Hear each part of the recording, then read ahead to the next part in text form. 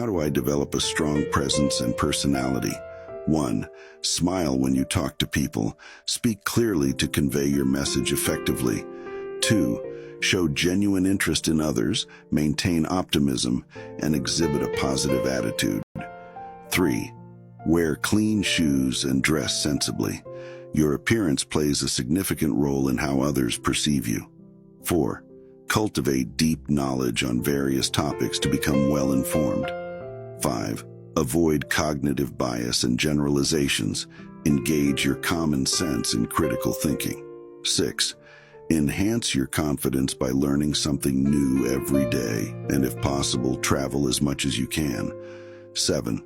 Walk with confidence, maintaining a straight posture and making eye contact with strangers. 8. Be kind and offer genuine solutions to people's problems. 9. Speak only when necessary and ensure your words are meaningful with valid points. 10.